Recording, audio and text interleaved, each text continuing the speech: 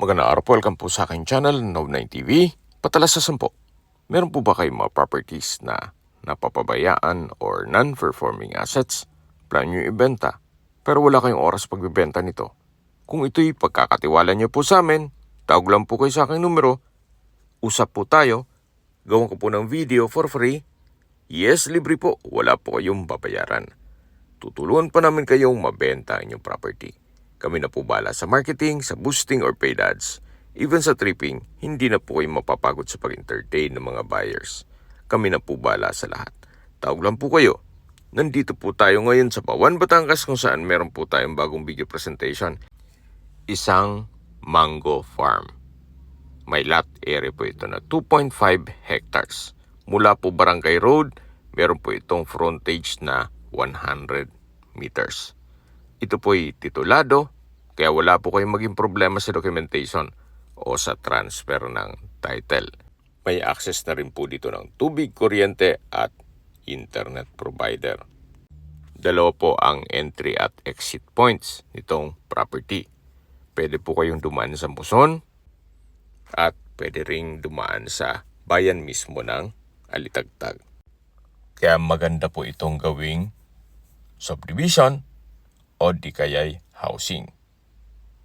Pwede rin pong i-subdivide, then i-resale. Kung malaking pamilya naman po kayo, pwede po itong gawing family farm estate. Para buong pamilya nasa loob ng isang compound. Pwede rin po itong gawing resort at events place. So depende po sa inyo kung ano magiging project nyo dito once na ma-acquire nyo ito. Especially, murang halaga po ito binebenta ni owner. At mamaya po sa dulong parte nitong video, pag-usapan natin ito.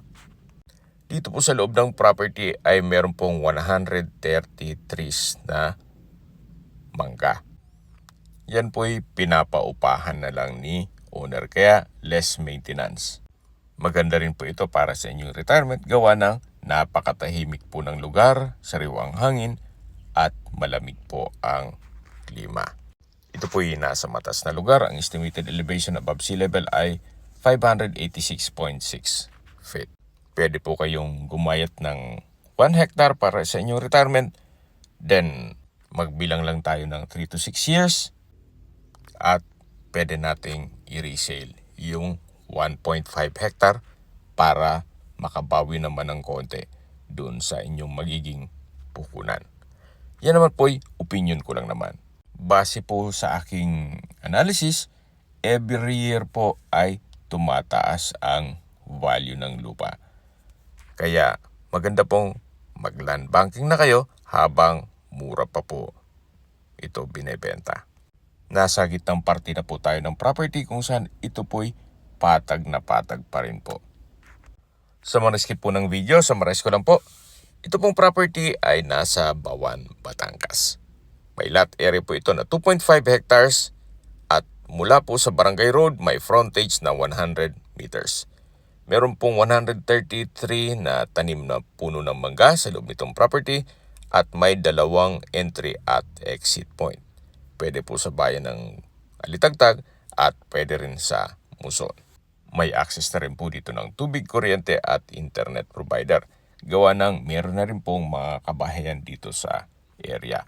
Patag na patag po ang lupa, kaya usable po lahat. Wala pong masasayang. Habang naglilibot po tayo at pinagmamasdan niyo po itong buong property, pag-usapan na natin ang distance, location at travel time. Mula po sa bayan ng Alitagtag, ang distance is 5.6 kilometers at ang travel time is 10 minutes.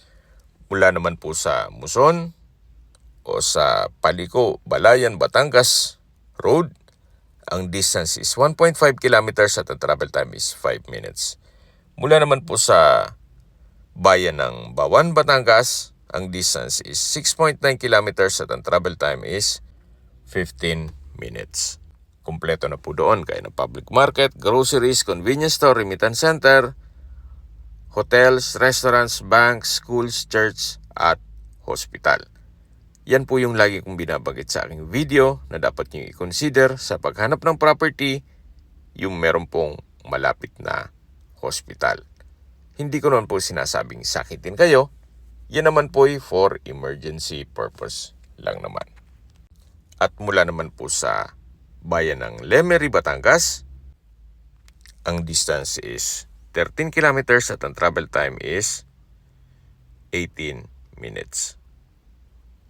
Kumpleto na po doon gaya ng public market, groceries, convenience store, malls, at hospital.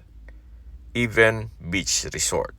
At kung manggagaling naman po sa Manila o sa airport, ang distance is 97 kilometers at ang travel time is 1 hour and 58 minutes.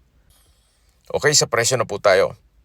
Binibenta po ito ni owner sa halagang 850 pesos per square meter. Kung may mga katanungan po kayo, tawag lang po kayo sa aking numero.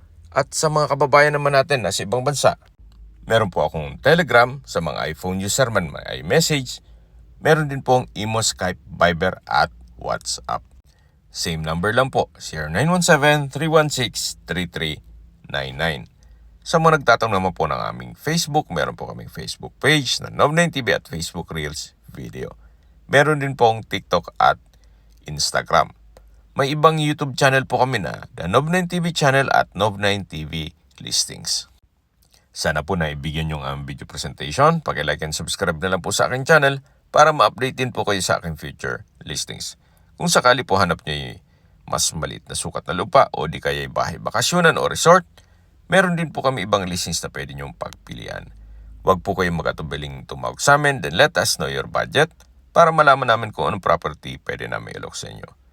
Sa lahat pong viewers, subscriber at nagtiwala po sa amin, salamat po sa suporta. Ingat po kayo lagi at yung pamilya. Maraming salamat po.